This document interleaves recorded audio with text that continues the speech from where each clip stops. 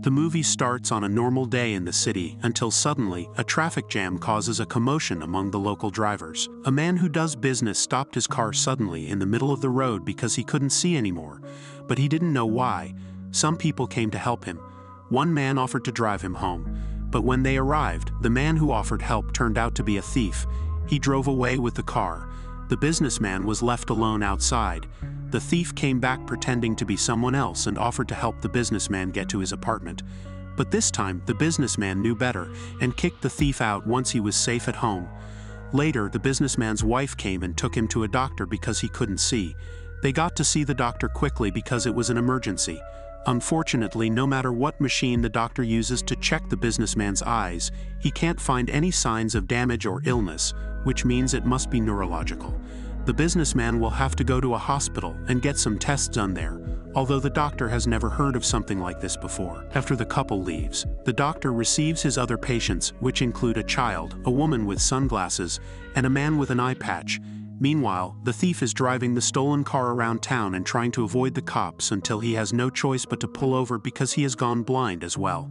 He ends up going to the police for help, and when an officer takes him to his old home, his ex-wife refuses to let him in. Later in the evening, Sunglasses Woman goes to a hotel, and after asking the bartender for a drink, she joins her client upstairs. Their meeting goes well, but the afterglow is ruined when she suddenly starts freaking out as her vision goes white too. The doctor goes home to have a lovely dinner with his wife, and all goes well until they wake up the next morning and he also finds himself unable to see. They call the hospital to warn them about a possible infection going around, and they're believed because the child is there too, unable to see as well. Soon, cases of sudden blindness begin appearing all over the city, and the government begins taking the first steps to stop it. The doctor's office is closed by the authorities, and the doctor himself is taken away to be quarantined. His wife can't stand the idea of being away from him, so she decides to lie and pretend she's blind too in order to be quarantined with him. The couple is taken to a derelict asylum, which is completely empty, and not even other doctors will be staying there with them. Each ward has a phone to contact the guards outside, but it can only be used for emergencies, and each ward must have a representative as the only person that can use it. Soon, more people start arriving, like the thief, the sunglasses woman, the kid, and the businessman. The doctor and his wife agree to keep her sight a secret, and by pretending she explored and memorized the place when they arrived, the doctor's wife becomes a guide for everyone when they need help with things like going to the bathroom. During their first trip out of the room, the thief walks behind Sunglasses Woman and gets a little too handsy, which makes her respond by kicking him in the leg. Her heel causes a serious wound that the doctor and his wife end up bandaging with a shirt because there's no first aid kit around. Later, the doctor's wife can't sleep, thinking about a possible infection of the thief's leg and afraid she may wake up blind too. The doctor tries to get frisky with her, but she prefers to take a walk to deal with her worries. The next morning, more people arrive, and the businessman gets to reunite with his wife while the kid laments that his mother hasn't shown up yet. The doctor and his wife try to talk to the guards and ask for help for the thief's leg, but the guards don't cooperate. They just point their weapons at them and make them return to their room under threat. Sometime later, they receive their first box of food, which is as bad as a school or prison cafeteria. There's also not enough of it. The doctor's wife tries using the emergency phone to ask for more food and a first aid kit, but nobody picks up her call except for an answering machine where she leaves plenty of messages.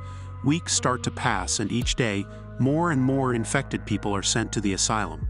The doctor's wife ties a cloth line between wards as a guide, and the doctor's chosen as representative of Ward 1, but keeping order soon becomes impossible. Since everyone is blind, they soon stop caring about tidiness, and people begin wandering around without clothes and relieving themselves in the middle of the hallway. The businessman tries to keep his mood up by chatting with his wife about their young days, but his wife can't stand to even think about happier times. One afternoon, the doctor's wife hears a noise and discovers Eye Patch Man has a radio with him that he has been listening to in private. She convinces him to share the news with everyone, since they're all desperate to know what's happening outside. Eye Patch Man explains that there aren't many stations left, but he got the general gist of it. The first 24 hours there were hundreds of cases, which the government simply solved by sending the blind people to the asylum and asking everyone else to stay home. Then, the general public had to watch how specialists around the world got together to have conferences where they used lots of words to just say they didn't know what was going on. Soon, even the specialists got infected, and the sickness began appearing overseas. People got tired of waiting at home and tried to go outside, but soldiers were on watch and arrested anyone breaking the rules. The city became chaos, especially because car crashes kept happening and even planes began to fall as well. Citizens began getting scared and decided to stay home after all. So now the city is a desert and the government is doing nothing about it because they're blind as well. Days later, a huge group of infected people is brought to the asylum, and the soldiers show how vicious they've become by shooting a man for simply getting off the line by accident. The sound of the gunshot triggers people's panic, and everyone rushes inside by pushing each other without a care and even breaking the doors. The worst part is, the soldiers don't even come to pick up the body. Hoping they can bury it themselves, the doctor's wife requests a shovel, which the soldiers throw in the middle of the yard without moving from their towers. Since the doctor's wife is still pretending to be blind, she asks for directions, and the soldiers mess around with her until she finds the shovel and gives them the finger. Meanwhile, the doctor is trying to communicate with the representatives of the other wards to coordinate the burials. Since 2 more people have gotten shot, he also wants to discuss the fact one of the wards is taking more food than their fair share. The bartender gets tired of hearing the doctor act as a leader and declares himself king of Ward 3. His first order being that his ward can eat all they want before they even consider helping with the bodies. Later, the doctor's wife goes to check on the thief, who has a fever because his legs got a serious infection. She tries to stay supportive, but the thief suddenly threatens her as he reveals he knows she isn't blind, causing the wife to rush back to her husband and finally have a breakdown. The thief can't stand the pain anymore, and waiting for things to end naturally is just an exercise in agony. So he drags his body outside and lets the soldiers shoot him. The doctor's wife feels guilty and begins wondering if she should tell everyone the truth, but the doctor forbids her to do it. He also expresses his worry over the fact their relationship has become something more like a nurse and a patient instead of a marriage. Sometime later, the bartender manages to find the asylum's administrative office with the help of the accountant, a fellow Ward 3 member that has been blind since he was born, meaning he has a better grasp of how to live like this. Using the PA system, the bartender announces he'll take control of the whole asylum as its king, and the first new rule is that people will have to pay for their food. This rule isn't well received, and soon there's chaos near the food storage as everyone fights to get access. So the bartender reveals his secret card. He managed to keep a handgun with him when he was brought to the asylum. With a warning shot, he sends everyone back and takes control of the food storage, announcing they'll be guarding it all day long and threatening to shoot anyone that tries to steal. Some people consider not playing along, but it's too dangerous when the enemy has a weapon. The doctor's wife begins collecting everything she can from the people in her ward, from jewelry that includes wedding rings, to anything that they can find in their pockets, although she keeps a pair of scissors that she finds in a woman's bag. The kid doesn't have anything to offer, but Sunglasses Woman has become his surrogate mother and promises to pay for him. At the food storage, the accountant is using his experience to identify the quality of the objects they're brought by touching them. No matter how expensive the jewelry is, though, the bartender only assigns a couple of boxes per ward and threatens anyone that dares to complain. People find themselves having to share one-person meals, and the doctor keeps to himself, not in the mood to keep his leadership kindness up when he feels like a failure. Sunglasses Woman approaches him to comfort him, reminding him there's nothing he can do against a gun, and the two of them end up getting frisky on the floor. The doctor's wife finds them while they're finishing, but instead of making a scene, she tells Sunglasses Woman that she can see, asking her to keep the secret and letting her own guilt do the rest.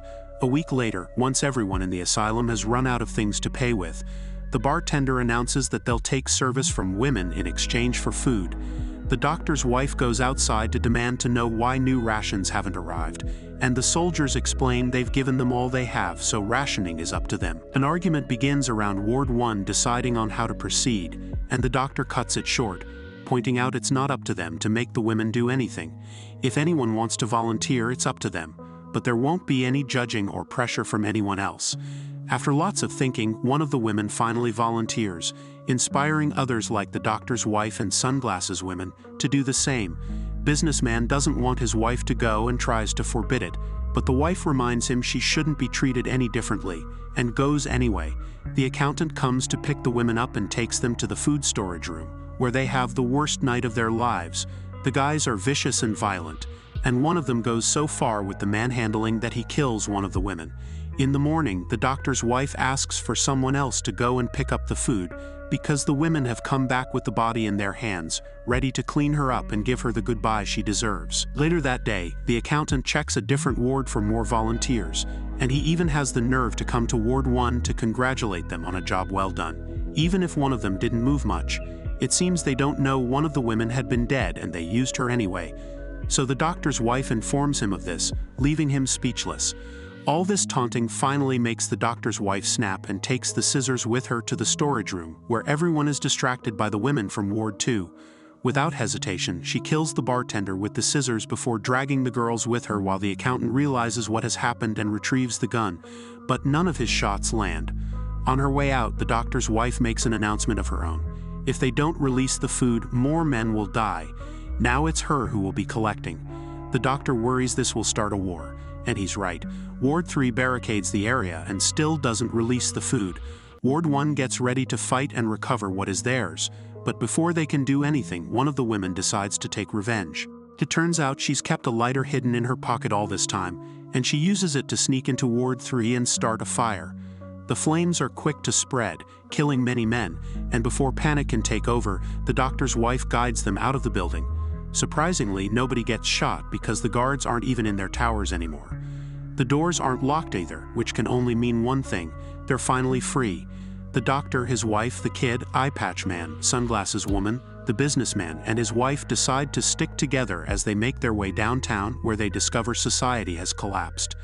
The city has become a post-apocalyptic wasteland where the few people left wander around as they try to survive, attacking each other if they even suspect there can be food in their pockets. The doctor and his wife leave the group hidden inside a bar while they go to the nearest market to see if they can find some food. The people there are grasping at the few things that are left on the shelves, but the doctor's wife can see and is able to find a set of stairs that takes her to a storage room while the doctor gathers clothes. After filling a few bags, the wife tries to make her way out, but the people there hear the noise the things in her bags make and jump on her to rob her. Fortunately, the doctor hears this and comes to help, pushing everyone away and putting himself between the crowd and his wife as a shield as they run out of the building. Once they're far enough, the wife takes a moment to get herself together while the doctor goes back to retrieve the clothes he had dropped on their way out, and a cute dog takes the chance to come closer and befriend her. Suddenly, to everyone's surprise, it begins raining, and the wife takes the dog with her inside a church to wait for her husband under a dry roof. The church is incredibly crowded and all the statues have had their eyes covered, yet a priest won't stop promoting the word of God. Outside, people are taking the chance to collect water and wash their bodies since they hadn't had clean water in a long time. The doctor comes back with the clothes and picks up his wife to rejoin the group with the dog following them, becoming their new companion. The group eats some food inside the bar. They decide to stay the night there to rest well. In the morning, they leave carefully through the city to reach the doctor's house. He and his wife have offered to let them stay. After that, the group starts a routine. They clean the apartment with the help of the doctor's wife, share the doctor's clothes, and only go outside to find food. They also collect water and wash when it rains. The man with the eye patch wants to stay with them forever because they've become like a family. The wife of the businessman reconnects with her husband, remembering their young days. The doctor and his wife also reconnect. Now that she's not stressed anymore, she agrees to be intimate with him again. Weeks later, everyone is getting ready for breakfast when the businessman suddenly starts yelling. Just like blindness came suddenly, now it's gone and he can see again. Everyone celebrates because they realize their bodies can fight off the disease and blindness is temporary. This means there's hope for their futures.